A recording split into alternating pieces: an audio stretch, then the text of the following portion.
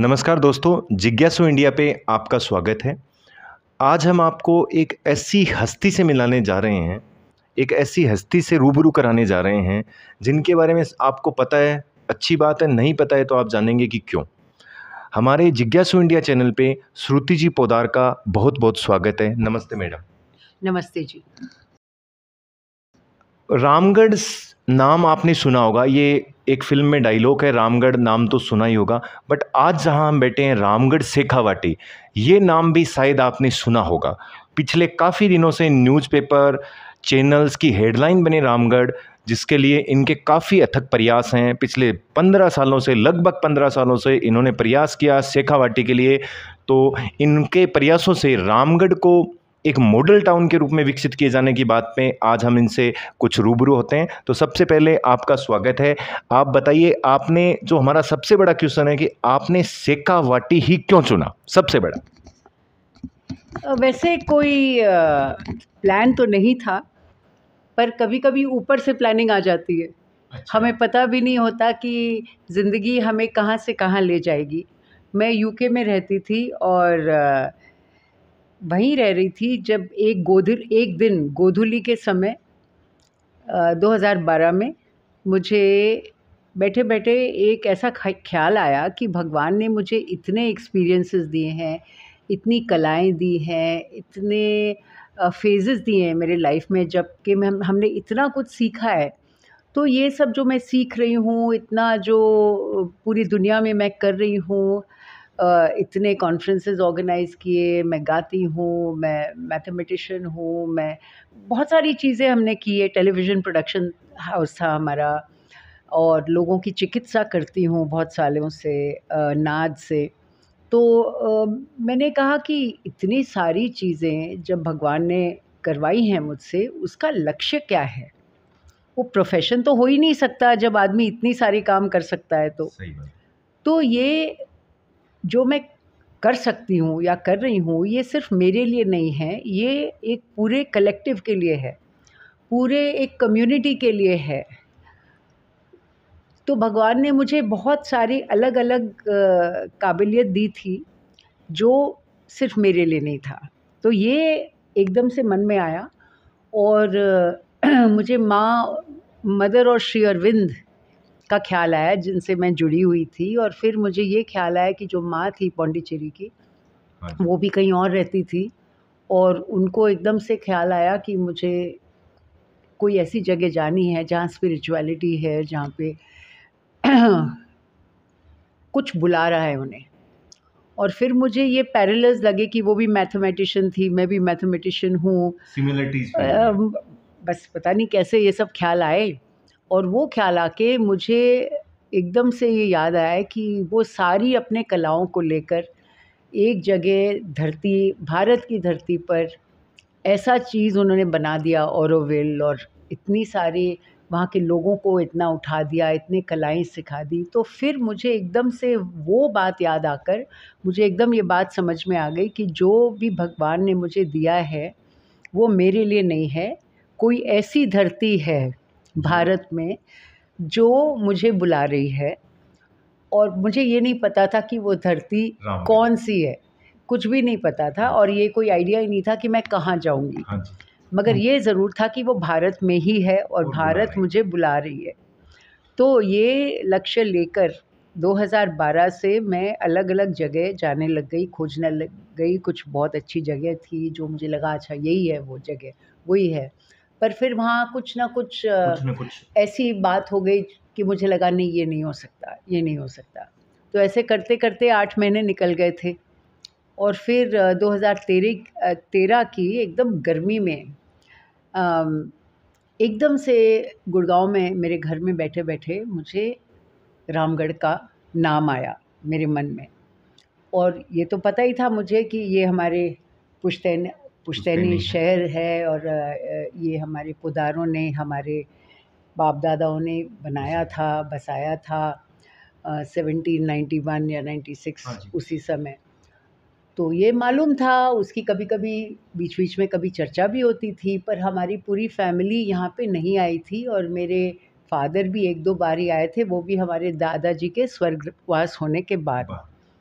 तो हमारे जो 100 सालों में, जब से हमारे दादाजी और परदादा जी यहाँ से छोड़ के कलकत्ते चले गए 1910, उसके 100 साल बाद तक अगली पीढ़ी तो आई ही नहीं यहाँ पे। इसलिए किसी को पता ही नहीं था कि यहाँ क्या है। हेरिटेज का तो बिल्कुल ही नहीं पता था किसी को। तो वो हेरिटेज का लक्ष्य तो हो ही नहीं सकता था मेरे दिमाग में, क्योंकि मुझे खुद नहीं पता था कि यहाँ कुछ हेरिटेज है भी क्या। सही बात। तो कोई ऐसी बात नहीं थी रामगढ़ के बारे में जो मुझे यहाँ बुला रही थी, मगर कोई ऐसी बात मुझे लगता है ऊपर में प्लान हो रही थी। हाँ जी। कहीं कहीं ना कि कहीं इधर से उधर से घुमा फिरा के वाकई, यूनिवर्स जो बोलते हैं ना, ब्रह्मांड मुझे हाँ। यहाँ ले आया। मैं तो यही समझती हूँ कि एक ब्रह्मांड। बीच में बात काटना चाहूंगा, रामगढ़ में आपने बताया कि आपकी पुश्तैनी है, तो आपकी कोई पुश्तैनी हवेली रामगढ़ में भी है क्या? जी जी, कौन सी, एक बार बताना चाहिए। ये जो जयनारायण पोदार हवेली और दीपचंद किशनलाल पोदार हवेली अच्छा। जो हैं चोलावा चौक के हाँ पास, जी, हाँ जी। वो हमारी पुश्तैनी हवेलियाँ हैं। और वहीं हमने अपना ये पूरा सफ़र शुरू किया 2013 में। तो जब मेरे में ख्याल आया कि रामगढ़ आना है, तो मैंने अपने पिताजी को कहा कि मुझे रामगढ़ जाना है। तो उनको तो आश्चर्य हो गया कि क्यों जाना है रामगढ़, हाँ, क्या है वहाँ क्या पर। रह गया है या तो क्या है? मैं बोली मुझे नहीं पता क्या है, पर एकदम में मन में आ रहा है कि जाना है। तो बोले अच्छा ठीक है, जाना ही है तो जाड़े में चले जाना। हाँ, अभी तो तो गर्मी आग है। बरस रही है, तो अभी क्यों जाओगी। मैं बोली नहीं, बस मेरे मन में आ रहा है कि मुझे जाना है तो जाना ही है।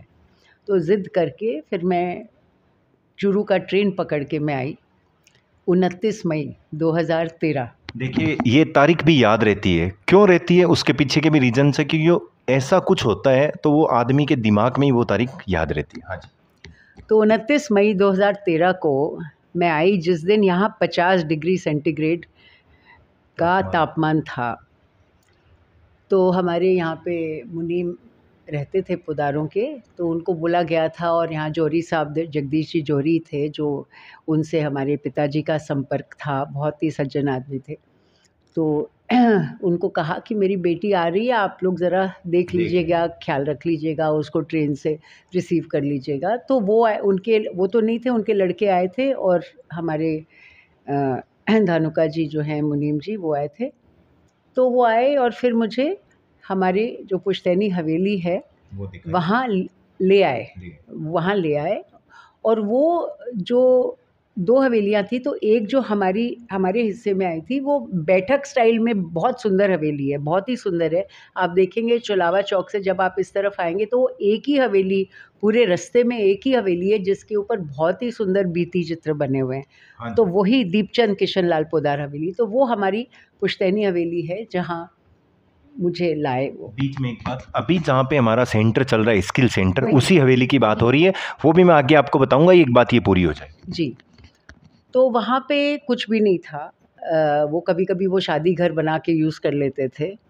और ऊपर में एक बड़ी-सी बैठक है, जो बेडरूम सा बनाया हुआ था, बड़ा, जो पहले बड़े-बड़े गद्दे होते थे ना, हाँ जी। जहाँ लोग बैठ के ताश भी खेलते थे, जो भी।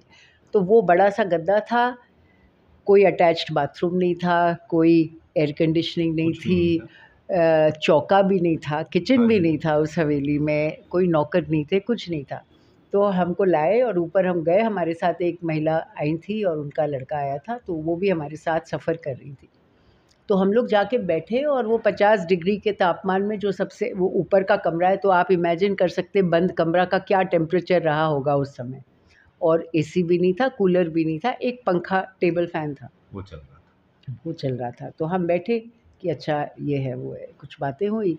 तो फिर वो जौहरी साहब के जो लड़के थे, सुरेंद्र भैया, वो 10 मिनट बाद, उनसे तो शायद सहा ही नहीं गया होगा, तो उन्होंने कहा कि अच्छा अपने चले यहाँ से। तो मैंने कहा कि कहाँ जाना है? तो उन्होंने कहा आपका हमने एसी गेस्ट हाउस में बंदोबस्त करके कर रखा है। दिया है।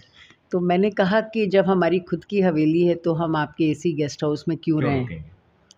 तो हमारे जो मुनीम जी थे, उन्होंने कहा कि नहीं भाई, यहाँ तो बहुत गर्मी है, रहेगी। सफाई भी नहीं है, कुछ नहीं है। तो मैंने कहा जो भी है हमारी है ना, हम यहीं रहेंगे। तो 50 डिग्री में हमने ये तय किया कि जैसे जो भी हालत में है ये हम यहीं रहेंगे। और उसी क्षण से रामगढ़ का सफ़र तो शुरू हुआ ही, मगर उस समय ये तय नहीं हुआ था कि यही वो जगह है जो मैं खोज रही हूँ। पहुँची थी तो उसके बाद इन लोगों ने मुझे थोड़ा सा सफ़र करवाया रामगढ़ का, मुझे मुआयना करवाया। तो उसमें हमने और हवेलियाँ देखी, मुझे गौशाला ले गए, मुझे छतरियाँ दिखाई, यहाँ की बहुत सुंदर छतरियाँ। तो मैं तो देख के दंग ही रह गई, ऐसे दुनिया में ही ऐसी कुछ नहीं है।